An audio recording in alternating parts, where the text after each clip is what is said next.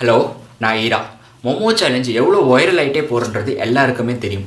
இப்போ நம்ம ஒரு பர்டிகுலர் வேர்டு, அந்த வேர்டை வச்சு நம்ம ஈஸியாக வந்து ஒரு லாஜிக் ஐடென்டிஃபை பண்ணிடலாம். அந்த லாஜிக் வச்சு நம்ம ஈஸியாக வந்து அந்த சேலஞ்சை கிராக் பண்ணிடலாம். இதுக்கு ஃபார் பெஸ்ட் எக்ஸாம்பிள் பார்த்தீங்கன்னா ப்ளூ வேல் சேலஞ்சு தான். ப்ளூ வேல் சேலஞ்சில் ப்ளூ வேல்ன்றதே நம்மளுக்கு ஒரு பெரிய க்ளூ தான். ஒரு ப்ளூ வேல் ஒரு திமிங்கலம் என்ன பண்ணணும்னா ஒரு மனுஷனை அப்படியே முழுகும். இதே தான் அந்த ப்ளூ வேல் சேலஞ்சில் என்ன பண்ணுறாங்கன்னா ஒரு மனுஷனை கடைசியில் சாவடிக்கிறாங்க. இதில் வச்சு நம்ம ஈஸியாக ஐடென்டிஃபை பண்ணிடலாம் ப்ளூ வேல் சேலஞ்சை வந்து ஒரு லாஜிக் என்னன்றது. நெக்ஸ்ட் பார்த்தீங்கன்னா இந்த மொமோ சேலஞ்ச் வந்து இப்போ வந்து ரொம்ப வைரல் ஆகிட்டே போகுது. ஸோ அந்த மொமோ வேர்டை வச்சு நம்ம ஈஸியாக வந்து அந்த சேலஞ்ச் வந்து என்னன்றது தெரிஞ்சிக்க முடியும், லாஜிக் என்னன்னு தெரிஞ்சுக்க முடியும். அந்த லாஜிக் தெரிஞ்சிருந்ததுன்னா நம்ம ஈஸியாக அந்த சேலஞ்சிலேருந்து எஸ்கேப் ஆகிடலாம். ஓகேங்களா? இப்போ வந்து மொமோன்ற வேர்டை நான் நிறைய சர்ச் பண்ணி பார்க்கும்போது எனக்கு ஒரே ஒரு இடத்துல ஒரு சின்ன க்ளூ கிடச்சிது. அது என்னன்னு பார்த்தீங்கன்னா மொமோ ட்ரேடர்ஸ் என்னன்னு பார்த்தீங்கன்னா மொமோ ட்ரேடர்ஸ் எல்லாமே ஒரு ஸ்ட்ராட்டஜி ஃபாலோ பண்ணுவாங்க. அது என்ன ஸ்ட்ராட்டஜின்னு பார்த்தீங்கன்னா மொமெண்டம் இன்வெஸ்டிங் என்ற ஸ்ட்ராட்டஜி தான் ஃபாலோ பண்ணுவாங்க. அந்த மொமோ ட்ரேடர்ஸை மொமோஸ்ன்னு கூட சொல்லுவாங்க. அது வந்து நிறைய பேருக்கு தெரியறதில்ல. நான் நெட்டில் நிறைய ரிசர்ச் பண்ணி பார்க்கும்போது தான் தெரிஞ்சது அவங்கள மொமோஸ்ன்னு கூட சொல்ல வராங்கன்னு. ஸோ அதனோட ஸ்ட்ராட்டஜி, அந்த மொமெண்டம் இன்வெஸ்டிங் ஸ்ட்ராட்டஜி நம்ம என்னென்னு இப்போ தெரிஞ்சுக்கலாம். அதுக்கு முன்னாடி மொமெண்டம் என்ற வேர்டு என்னன்னு தெரிஞ்சுப்போம். மொமெண்டம்னா தமிழில் வந்து உத்வேகம்னு சொல்லுவாங்க. ஒரு செயலுக்கு ஒரு தூண்டுதலாக இருக்கும். ஏதோ ஒரு ஆக்ஷன் நடக்குதுன்னா அந்த ஆக்ஷனுக்கு இது ஒரு ஃபோர்ஸ் கொடுக்கும். ஸோ அந்த ஃபோர்ஸ் கொடுக்கும்போது அந்த பர்டிகுலர் ஆக்ஷன் இன்னும் கொஞ்சம் வேகமாக போகும். இதுதான் மொமெண்டம், உத்வேகம்னு சொல்லுவாங்க. ஓகேங்களா? இப்போ மொமெண்டம் இன்வெஸ்டிங்னா என்னன்றது வந்து இப்போ ஒரு 4 லைனில் படிக்கிறேன், கேளுங்க. A momentum investor focuses on stocks that are rising in value on increasing daily volume and avoid stocks that are falling in price that are perceived to be undervalued. இது ரொம்ப இம்பார்ட்டன்ட். நான் திரும்பி படிக்கிறேன். Avoid stocks that are falling in price or that are perceived to be undervalued. ஓகேங்களா? Next, the logic is that when a pattern of a growth that has been established, it will continue to gain momentum and the growth will continue. ஓகேங்களா? இப்போ இந்த avoids ஸ்டாக்ஸ்ன்னு சொல்கிறோம்ல, அந்த stock தான் நம்ம அந்த person. இந்த மொமோ சேலஞ்ச், இந்த மொமோ வந்து இப்போ நம்மளுக்கு மெசேஜ் பண்ணும்போது நம்ம அந்த மொமோக்கு ரெஸ்பாண்ட் பண்ணாமல் அவாய்ட் பண்ணிட்டோன்னா இங்கே எப்படி அந்த ஸ்டாக்கை நம்ம வந்து அவாய்ட் பண்ணிடுறாங்களோ அதே மாதிரி நம்மளை வந்து அந்த மொமோ வந்து அவாய்ட் பண்ணிட்டு போயிடும். இதுதான் அவங்களோட ஸ்ட்ராட்டஜி. நெக்ஸ்ட் வந்து இந்த logic is that when a pattern of a growth that has been established it will continue to gain momentum. அந்த மாதிரி சொல்கிறாங்களே. இப்போ நம்ம அந்த மொமோ நம்மளுக்கு மெசேஜ் பண்ணும்போது நம்ம திருப்பி அதுக்கு ரெஸ்பாண்ட் பண்ணுறோமோ, எவ்வளோ ரெஸ்பாண்ட் பண்ணுறோமோ அவ்வளோக்கு அந்த மொமோ வந்து குஷி ஆகிட்டு அதுக்கு கெயின் மொமெண்டம் பண்ணிட்டோம். ஸோ அந்த மாதிரி அந்த மொமெண்டம் கெயின் ஆகும்போது அந்த மொமோ வந்து கடைசியில் வின் பண்ணுறதுக்கான சான்சஸ் நிறையா இருக்குது. இதுதான் வந்து அது மொமோ ட்ரேடிங்கோட ஸ்ட்ராட்டஜியும் கூட, அதே மாதிரி மொமோ சேலஞ்சோட ஸ்ட்ராட்டஜியுமே கூட. ஸோ இதுதான் வந்து மொமோ சேலஞ்சாக இருக்க முடியுன்றதை நான் நம்புகிறேன். ஏன்னா மொமோ எவ்வளோ அந்த வேர்டுக்கு எவ்வளோ ரிலேட் ஆகுதுன்னு பாருங்களேன். அதே மாதிரி அந்த மொமோ ட்ரேடர்ஸை மொமோன்னு கூட நிறைய இடத்துல சொல்லிக்கிட்டு இருக்காங்க. ஸோ இவ்வளோ பெரிய ரிலேஷன் இருக்கும்போது கண்டிப்பாக அந்த மொமோ சேலஞ்ச் வந்து இந்த மாதிரி ஒரு லாஜிக்கை தான் ஃபாலோ பண்ணிக்கிட்டு இருக்க முடியும். ஸோ இதுலேருந்து நம்ம எப்படி ஈஸியாக எஸ்கேப் ஆகிட்டு வரலாம்னா, நம்மளுக்கு அந்த மெசேஜ் வருதுன்னா அந்த நம்பரை பிளாக் பண்ணிவிட்டுங்க, அதுக்கு ரெஸ்பாண்டே பண்ணாதீங்க. அது எத்தனை மெசேஜ் வேணும் அனுப்பிச்சிக்கிட்டோம், நான் ரெஸ்பாண்ட் பண்ணாமல் விட்டுட்டோன்னா நம்ம ஈஸியாக அந்த சேலஞ்சிலேருந்து எஸ்கேப் ஆகிட்டு வந்துடலாம். இப்போ ஒரு நாய் நம்மளை பார்த்து குலைக்குதுன்னா நம்ம திருப்பி அதை கண்டுக்காமல் விட்டோன்னா அந்த நாய் பாட்டு குலைச்சுன்னு தான் இருக்கும், நம்ம பாட்டுக்கு வெளியே வந்துடலாம். அந்த நாய் குலைக்குதுன்னு நம்ம திருப்பி அந்த நாயை பார்த்து குலைச்சோன்னா கண்டிப்பாக கடிக்க தான் செய்யும். இந்த மாதிரி ஒரு கான்செப்ட் தான் இந்த மொமோ சேலஞ்சும் ஃபாலோ பண்ணுறாங்க. ஸோ அந்த மெசேஜ் வந்ததுன்னா நீங்கள் ரெஸ்பாண்ட் பண்ணாதீங்க. நீங்கள் ரெஸ்பாண்ட் பண்ணாட்டி நீங்கள் ஈஸியாக வந்து எஸ்கேப் ஆகிட்டு வந்துடலாம். உங்களுக்கு எந்த ஒரு பிரச்சனையுமே இருக்காது. ஓகேங்களா? நெக்ஸ்ட்டு பார்த்தீங்கன்னா லிங்க் ஃபேக்ட்ரி யாருன்னு பார்த்தீங்கன்னா, இந்த அழகான ஒரு பேர்டு வந்து ஒரு ஃபேஸ் வந்து மொமோ சேலஞ்சில் க்ரியேட் பண்ணி வச்சுருக்காங்களா, அது க்ரியேட் பண்ணது வந்து அந்த லிங்க் ஃபேக்ட்ரி டீம் தான். லிங்க் ஃபேக்ட்ரி இப்போ இந்த மாதிரிலாம் அவங்க வந்து என்ன மாதிரி ஒரு டீம் பார்த்தீங்கன்னா வந்து நிறைய ஹார்ட் ஒர்க்ஸு, இந்த மாதிரி ஒரு டிசைனர் ஃபோட்டோஸ், இந்த மாதிரி நிறைய க்ரியேட் பண்ணிக்கிட்டு இருக்காங்க. ஸோ அவங்க என்ன திங்க் பண்ணியிருக்கலாங்களா, நம்ம எப்படியாவது வைரல் ஆகணும், பெரிய லெவலில் ஃபேமஸ் ஆகணும், அந்த மாதிரி ஒரு திங்க் பண்ணி இந்த மாதிரி ஒரு மொமோ சேலஞ்சை க்ரியேட் பண்ணுறதுக்கான நிறைய சான்ஸ் இருக்குது. நான் இது ஒரு அசம்ஷனாக தான் சொல்கிறேன், அவங்க மேலே ப்ளேம் பண்ணல. அவங்க தான் க்ரியேட் பண்ணி இந்த மாதிரி ஒரு மொமோ சேலஞ்சை விட்டுருப்பாங்கன்னு. ஏன்னா இந்த ஸ்லைட் பாருங்களேன். இந்த ஸ்லைடில் இது ஒரு ஸ்க்ரீன்ஷாட் தான்.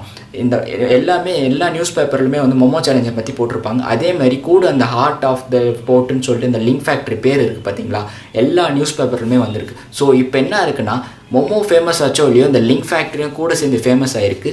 இதனால் நிறைய கான்ட்ராக்ட்ஸ், நிறைய ப்ராஜெக்ட்ஸ் அவங்களுக்கு வர சான்சஸ் இருக்குது. ஓகேங்களா? ஸோ அந்த மாதிரி ஒரு ப்ராஜெக்டை வந்து அந்த அட்ராக்ஷனை கெயின் பண்ணுறதுக்காக கூட இவங்க வந்து ஒரு மொமோ சேலஞ்சுன்றது ஒரு சேலஞ்சை க்ரியேட் பண்ண சான்ஸ் இருக்குது. இல்லாட்டி இப்போது இந்த மொமோ ட்ரேடர்ஸ்ன்னு நம்ம சொன்னோம்ல, இந்த மாதிரி மொமோ ட்ரேடிங் ஆக்டிவிட்டி பண்ணுற சில ஆட்கள் லிங்க் ஃபேக்ட்ரியில் ஒர்க் பண்ணுறதுக்கான சான்ஸும் இருக்குது. ஸோ இது ரெண்டுத்தையுமே ரிலேட் பண்ணி மொமோன்ற வேர்டு எடுத்துகிட்டு அந்த பேர்டு க்ரியேட் பண்ணாங்களா, அந்த பேர்டை வந்து அவங்க டிபியாக டிஸ்பிளே பிக்சராக வச்சுட்டு இது ரெண்டுத்தையுமே கம்பைன் பண்ணி மொமோ சேலஞ்சுன்ற ஒரு சேலஞ்சை வந்து க்ரியேட் பண்ணதுக்கான நிறைய சான்சஸ் இருக்குது. நான் லிங்க் ஃபேக்ட்ரி மேலே ப்ளேம் பண்ணல, இது ஒரு அசம்ஷன். இந்த மாதிரி ஒரு சான்ஸ் இருக்குன்னு தான் நான் சொல்கிறேன். ஓகேங்களா?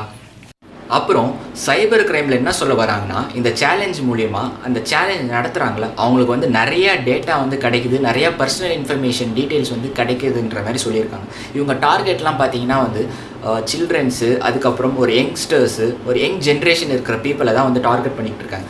ஏன்னா ஃப்யூச்சர் ஃபுல்லாகவுமே வந்து யங் ஜென்ரேஷன் சில்ட்ரன்ஸ் நோக்கி தான் போய்கிட்டு இருக்கு. ஸோ நம்ம யங் ஜென்ரேஷன்ஸ், யங்ஸ்டர்ஸ், சில்ட்ரன் இவங்க அனலைஸ் பண்ணும்போது ஃப்யூச்சரில் வந்து என்ன மாதிரி ஒரு பிஸ்னஸ் வந்து நம்ம கொண்டு வரலான்றதை கார்ப்பரேட் யோசித்து அந்த மாதிரி ஒரு சேலஞ்ச் க்ரியேட் பண்ணி இந்த மக்கள்கிட்ட போஸ்ட் பண்ணாங்கன்னா, ஸோ ஒரு பர்சனையும் அனலைஸ் பண்ணுறதுக்கான நிறைய சான்ஸ் இருக்குது. ஸோ அனலைஸ் பண்ண அவங்களுக்கு நிறைய டேட்டாஸ் வந்து அவங்க கையில் கிடைக்கும்.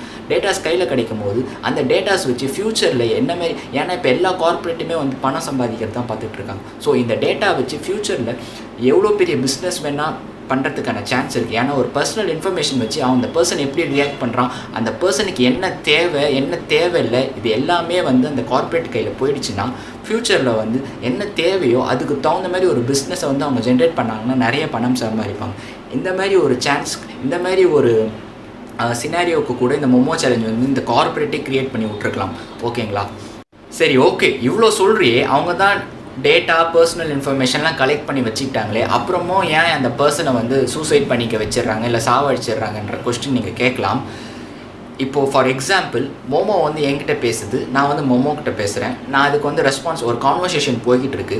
மோமோ வந்து என்னோடய பர்சனல் இன்ஃபர்மேஷன் எடுத்துக்கும். அதேமாரி மோமோ என்ன மாதிரி கொஸ்டின் கேட்குதுன்னு எனக்கு வந்து தெரிய ஆரம்பிக்கும். ஓகேங்களா? இப்போ ஒரு போலீஸ் விசாரணை வந்து என்கிட்ட வரும்போது நான் வந்து சொல்லுவேன், மோமோ வந்து இந்த மாதிரிலாம் வந்து ஒரு கொஸ்டின் கேட்குது, இந்த மாதிரிலாம் வந்து டேட்டா கேட்குது, இந்த மாதிரிலாம் வந்து அவங்க எதிர்பார்க்குறாங்க என்கிட்டன்றதை நான் அவங்கக்கிட்ட சொல்லும் போது போலீஸ் வந்து அந்த டேட்டா என்கிட்ட, நான் கொடுத்த டேட்டாலாம் அவங்க கலெக்ட் பண்ணி வச்சுப்பாங்க.